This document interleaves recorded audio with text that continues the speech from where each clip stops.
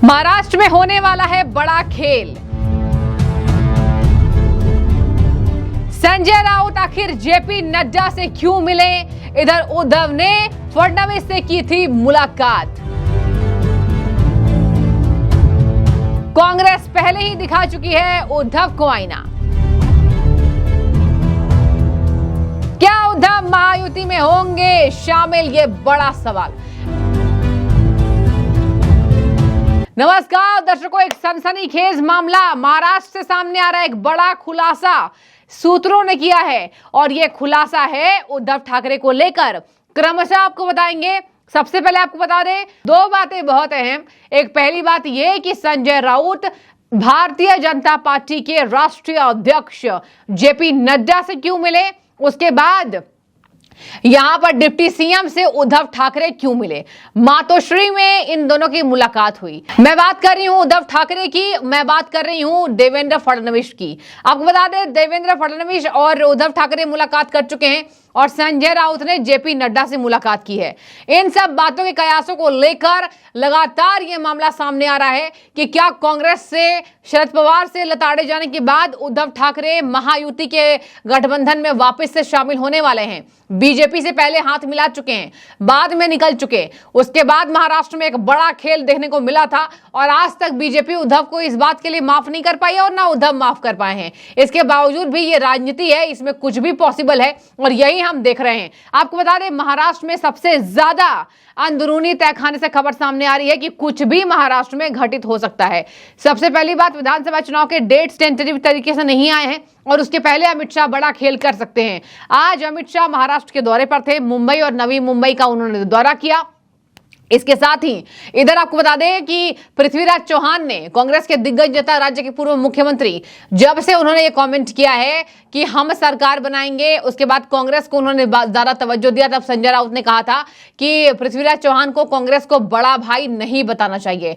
बड़ा भाई मतलब उद्धव ठाकरे से बड़े। और कांग्रेस लगातार इस बात को बताने में कोई कोर कसर नहीं छोड़ रही है कि वी आर द सुपीरियर। और आपको बता दें कि इसी बात से उद्धव ठाकरे के दिल में आघात पहुंची है। राहुल गांधी से मुलाकात करने आए थे राजधानी दिल्ली उद्धव ठाकरे, लेकिन बात नहीं बनी और यही वजह है कि उद्धव ठाकरे लगातार दरकिनार करने से नाराज चल रहे हैं। राहुल गांधी के प्रोग्राम में उद्धव का कोई नेता नहीं पहुंचा, यह भी बड़ा सियासी संकेत था। इसके साथ महाराष्ट्र में बार बार सीएम फेस खुद को बताना और शरद पवार ने किनारे कर दिया, कांग्रेस ने किनारे कर दिया। इन सब बातों के बाद भी उद्धव ठाकरे को दिल में बहुत चोट पहुंची। उसके बाद से आप देखिए, संजय राउत ने बयान दिया था कि उद्धव जब तक नहीं मानेंगे, जब तक आला कमान उनसे बात नहीं करेंगे। ये तमाम बातें दिखाती हैं कि कुछ भी महाराष्ट्र में बड़ा खेल हो सकता है और इन खेलों के बीच में उद्धव ठाकरे महाविकास आघाड़ी को झटका दे सकते हैं, क्योंकि उनकी बात नहीं सुनी जा रही है। कहीं ना कहीं राज्य के पूर्व मुख्यमंत्री हैं, बाल साहब ठाकरे के बेटे हैं और यही वजह है कि अपनी बेइज्जती बर्दाश्त नहीं कर पा रहे हैं। आपको बता दें, मुख्यमंत्री बनने की उनके दिल की लालसा है और इधर महायुति में सब कुछ ठीक है, सीट शेयरिंग हो जाए, आज उम्मीदवारों की लिस्ट आएगी। और इसी के साथ बता दें आपको, लगातार अमित शाह इस बातों को जोर दे रहे हैं कि महायुति कहीं से भी फीकी ना पड़े। बता दें आपको, पश्चिमी महाराष्ट्र का दौरा यहां पर इसलिए भी बीजेपी के दिग्गज कर रहे हैं क्योंकि पश्चिमी महाराष्ट्र में बीजेपी कमजोर हुई थी।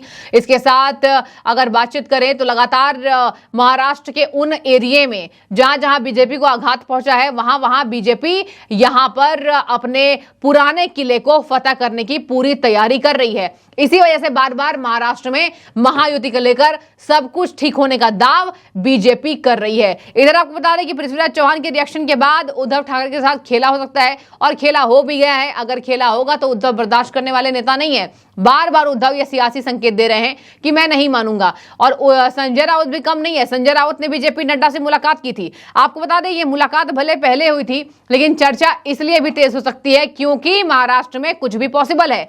महाराष्ट्र में हमेशा हमने देखा तोड़फोड़ की राजनीति होती रहती है।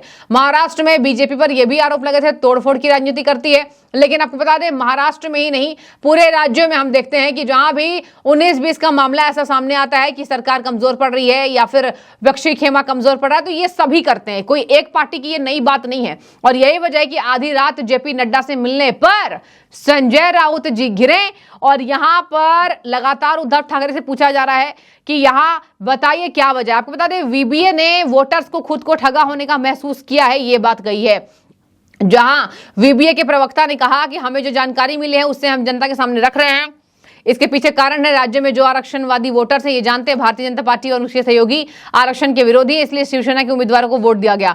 5 साल में बहुत सारी चीजें हुई हैं और यही वजह है कि वंचित बहुजन अघाड़ी ने यह बातें कही है। वंचित बहुजन अघाड़ी के प्रवक्ता सिद्धार्थ मोखले की तरफ से एक वीडियो मैसेज जारी किया गया है। कहा गया है कि शिवसेना सांसद संजय राउत ने जुलाई में जो रात 2 बजे 70 मोतीलाल मार्केट में बीजेपी के राष्ट्रीय प्रवक्ता जेपी नड्डा से मुलाकात की थी, उसके क्या सियासी मायने हैं? क्या अभी भी वो बातें तह पकड़ सकती हैं, तूल पकड़ सकती हैं? क्या अभी महाराष्ट्र में एक बड़ा उलटफेर देखने को मिल सकता है? क्योंकि महाराष्ट्र में उद्धव जी को नाराज कर दिया शरद पवार ने, एसपी ने नाराज कर दिया। और आपको बता दें, शरद पवार ने कहा हम मुख्यमंत्री नहीं घोषित करेंगे, जो पार्टी सबसे ज्यादा नंबर गेम लाएगी वो मुख्यमंत्री बनेगा। और कांग्रेस ने कहा मुख्यमंत्री तो खैर हमारा ही होगा। मतलब Congress is sure about that कि कांग्रेस को पता है कि इस बार हमारी सरकार आ रही है, मतलब महाविकास आघाड़ी आ रही है, तो कांग्रेस सबसे ज्यादा प्रदर्शन करेगी। लोकसभा चुनाव में यही हुआ, तो कांग्रेस को यह विश्वास है कि कांग्रेस की सीटें अच्छी खासी आएंगी और कांग्रेस का ही मुख्यमंत्री होगा।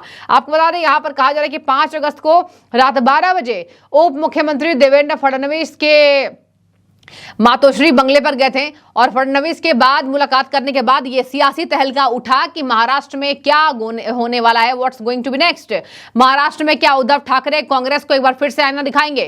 क्या महाराष्ट्र में हिंदू वोटर्स जो चिढ़े हुए हैं उद्धव से, उद्धव उनको मनाएंगे? और क्या अपने सर पर यह कलंक नहीं ले पा रहे उद्धव जी कि वो हिंदू विरोधी हो गए हैं? वो कुछ तुष्टीकरण की राजनीति के कारण हिंदू विरोधी हुए और किसकी वजह से हुए? कांग्रेस के चलते हुए। कांग्रेस ने ही आईना दिखा दिया। अब देखिए, हिंदू विरोधी किसकी वजह से हुए? उद्धव ठाकरे। जाहिर सी बात है कांग्रेस की वजह से, लेकिन कांग्रेस ने इनको सीएम नहीं बनाया, कांग्रेस ने दिखा दिया आईना। और यही वजह है कि बार बार उद्धव ठाकरे अपना अलग स्टेप ले सकते हैं। ये सियासी मैसेज कांग्रेस को शरद पवार को दे रहे हैं, एनसीपी को दे रहे हैं। अब वीडियो मैसेज जारी किया गया है।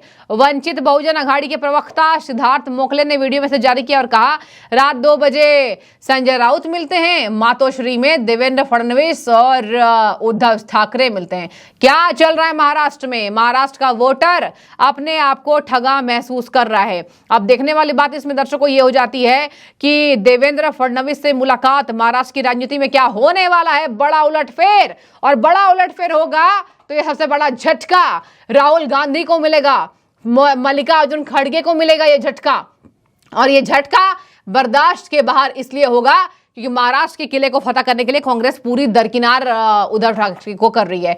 और कांग्रेस को पूरा उम्मीद है, कांग्रेस की पूरी उम्मीद है कि इस बार सरकार वो बनाने वाले हैं, 7 ज्यादा विधायक ला करके, और कांग्रेस के ही नेता बनेंगे मुख्यमंत्री। और इधर तो उद्धव ठाकरे को मलाल है कि मुझे मुख्यमंत्री नहीं बताया जा रहा है। और यही वजह है कि एक सबसे बड़ा कारण है उद्धव के नाराज होने का। उद्धव ठाकरे गजब के नाराज कांग्रेस पार्टी से चल रहे हैं। सबसे ज्यादा नाराज वो कांग्रेस से ही चल रहे हैं, बाद में शरद पवार के साथ चल रहे हैं।